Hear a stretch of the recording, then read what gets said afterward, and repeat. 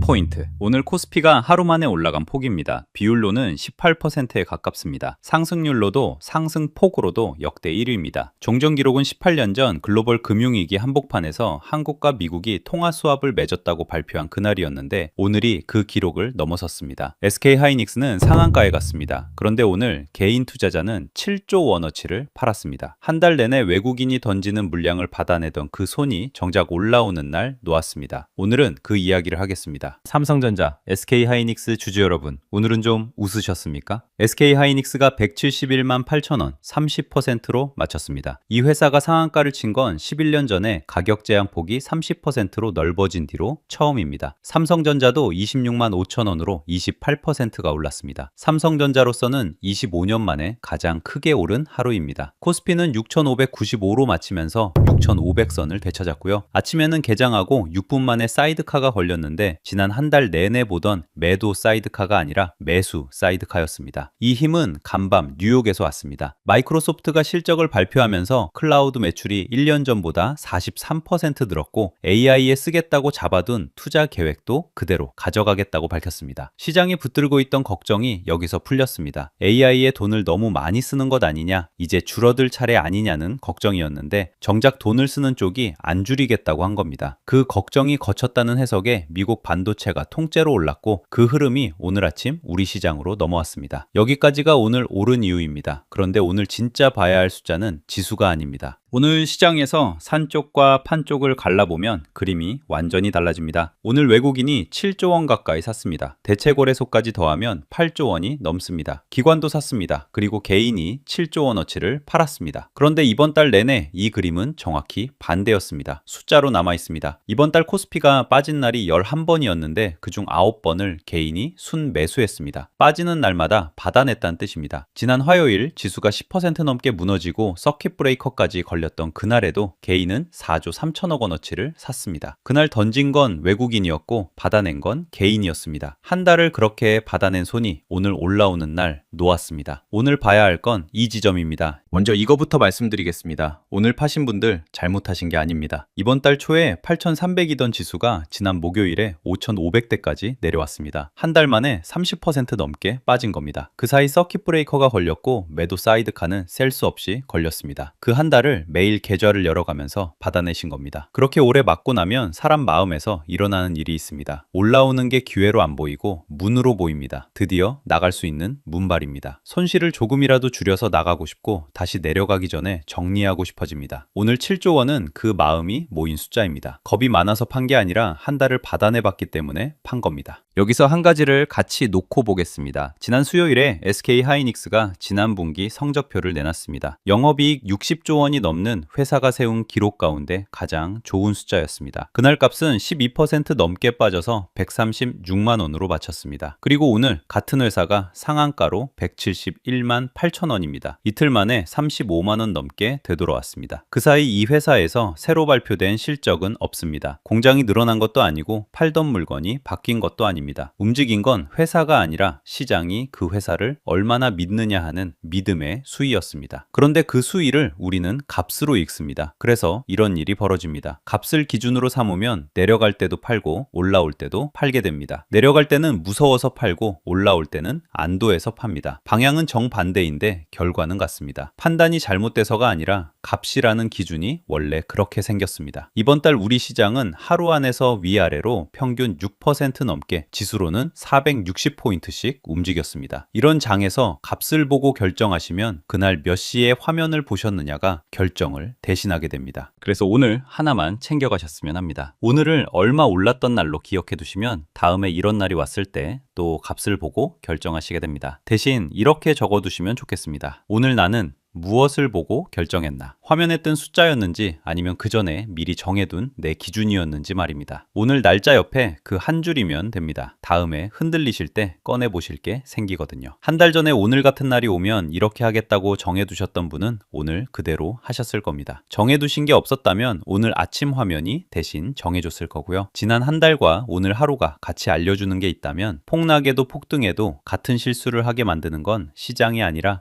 기준이 없는 상태라는 것입니다. 지금 서 계신 자리에 따라 오늘 하실 일이 다릅니다. 오늘 파신 분은 오후에 상한가까지 가는 걸 보시면서 이미 마음이 불편하실 겁니다. 그런데 오늘 안 파셨어도 다음 주에 다시 밀렸으면 판 게 잘한 일이 됐을 겁니다. 맞고 틀린 건 오늘 판단이 아니라 앞으로의 날짜가 정합니다. 오늘 결과를 실력으로도 실수로도 기억해 두지 않으시는 게 좋습니다. 들고 계신 분은 오늘 오른 폭보다 한 달 전 자리와 지금 자리를 같이 놓고 보시는 게 낫습니다. 오늘 18% 가까이 올랐어도 이번 달 초 자리까지는 아직 한참 남았습니다. 오늘로 다 끝났다고 정리해버리면 다음 흔들림에 또 같은 자리에 서시게 됩니다. 현금을 들고 지켜보신 분은 오늘 못 탔다고 서두르실 이유는 없습니다. 오늘 오른 이유가 남의 나라 회사 실적 발표 하나였다는 걸 같이 보셔야 하니까요. 그 말은 다음 발표에 또 반대로 움직일 수 있다는 뜻이기도 합니다. 세 자리 모두 같은 게 하나 있습니다. 지난 한 달 동안 빠지는 날마다 손을 뻗으셨던 그 일을 뭐라고 부를 것인가 하는 문제입니다. 오늘처럼 올라오면 잘 받아낸 게 되고 다음 주에 더 내려가면 성급했던 게 됩니다. 같은 행동인데 이름이 나중에 정해집니다. 그러니까 진짜 문제는 그날 용기가 있었느냐가 아니라 손을 언제 뻗을지를 값을 보고 정했다는 데 있습니다. 값은 그때그때 다른 답을 주거든요. 그래서 저는 그 순간을 값 말고 다른 걸로 정하는 방법을 오래 붙들어 왔습니다. 무릎에 사서 어깨에 팔아라. 이 말의 진짜 뜻을 아시나요? 다들 싸게 사서 비싸게 팔라는 얘기로 이해합니다. 그런데 그래놓고 정작 하는 건 아이러니하게도 떨어지는 칼날에 손부터 뻗는 일이죠. 시장의 추세에 맞서서 반대로 매매를 한다는 겁니다. 이 격언의 전제는 하나입니다. 바닥은 아무도 못 맞힌다. 그러니 발바닥 각질까지 맞추려 들지 말고 저점이 나왔고 이제 반등이 시작된다는 근거가 갖춰진 다음 그때 움직이라는 얘기입니다. 말은 쉽죠. 근데 그 무릎이 어딘지 우리는 어떻게 알 수 있을까요? 이런 경험 한 번쯤 있으셨을 겁니다. 불 꺼진 방에 화면만 환하고 손가락은 매수 버튼 위에서 한참을 멈춰 있는 밤이요. 여기가 바닥이지 싶은데 근거를 물으면 솔직히 자신이 없습니다. 그런데도 여기서 더 빠지면 영영 못 산다. 그 기분 하나로 매수 버튼을 누르셨을 겁니다. 근데 다음날 더 빠지죠? 그럼 이럽니다. 아까가 아니라 여기가 진짜 바닥이지. 또 누르고 또 빠지고 그렇게 며칠이면 총알이 없습니다. 정작 진짜 싼 자리가 왔을 때 살 돈이 없는 거예요. 저도 그런 밤을 수없이 지나봤습니다. 칼날은 용감한 손이 잡는 게 아니더라고요. 못 견딘 손이 잡습니다. 제일 무서운 건 가격이 아니라 마음, 조급함이고요. 그 조급함이 사람을 자꾸 바닥을 점치게 만듭니다. 그런데 그런 경험은 절대 한 번으로 안 끝납니다. 시장이 크게 흔들리는 날은 반드시 또 옵니다. 제가 감히 예측하는 게 아니라 시장에서 늘 반복되어 온 일이니까요. 그래서 저는 그 무릎을 찾는 지표를 만들어 매일 쓰고 있습니다.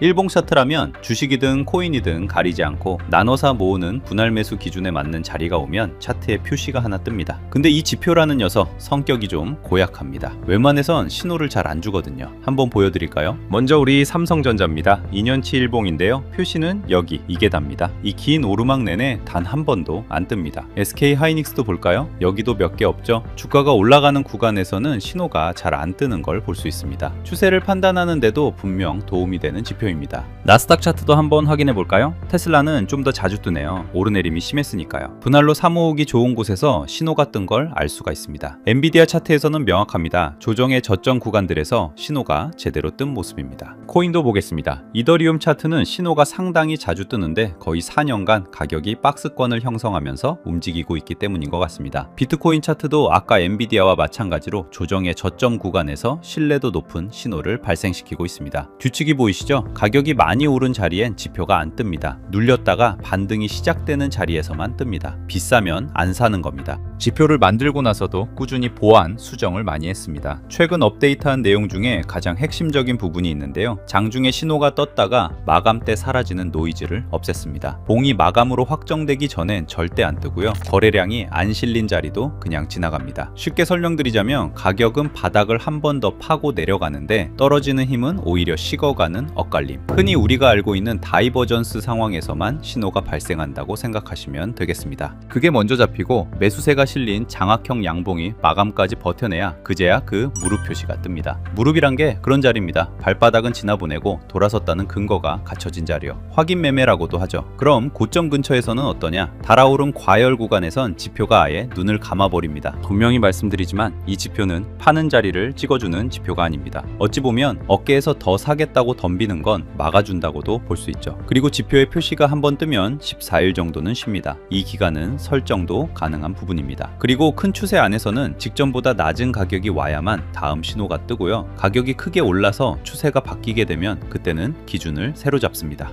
한 가지 이건 분명히 해두고 싶습니다. 차트에 신호가 떴다는 건 무조건 사라는 뜻이 아닙니다. 여기 보시죠. 표시가 뜨고도 그 뒤로 더 내려간 자리입니다. 이런 자리 당연히 있습니다. 매수를 고려해 볼 만한 자리가 왔으니 본인이 직접 들여다보고 판단하실 차례라는 신호일 뿐입니다. 종목 선정도 사고 파는 결정들은 처음부터 끝까지 본인의 판단에 따르게 되어 있습니다. 그래서 이 지표는 어디까지나 여러분들의 의사결정에 보조가 되는 하나의 도구일 뿐입니다. 이렇게 까다롭게 설정을 해놓다 보니 신호가 뜨는 날보다 안 뜨는 날이 훨씬 많습니다. 처음엔 저도 고장났나 싶었거든요. 근데 지나보니 알겠더라고요. 그 기다림이 저를 한 단계 더 성장하게 만들어주고 있었다는 걸요. 그리고 신호가 뜨면 알림이 오게도 설정이 가능해서 요즘은 저도 알림이 울려야 차트를 엽니다. 그전엔 볼 게 없으니까요. 오늘 제가 만든 이 지표를 원하시는 모든 분들께 나눠드리겠습니다. 따로 구독이나 결제 같은 비용이 발생하지 않습니다. 무료로 드리는 거고 영상 좋아요와 채널 구독 그리고 따뜻한 댓글 한마디만 작성해 주시면 저는 그걸로 충분합니다. 신청하시는 방법은 영상 설명란이나 고정 댓글을 참고해 주시고요. 아직 차트가 멀게만 느껴지시는 투자 초보자분들, 조급함 때문에 투자를 망치고 있는 게 아닌가 걱정되시는 분들은 분명 이 지표가 도움이 많이 되실 거라고 생각합니다. 제가 준비한 영상은 여기까지고요. 저는 열심히 다음 영상을 준비해서 다시 찾아오겠습니다. 끝까지 시청해 주셔서 진심으로 감사드립니다.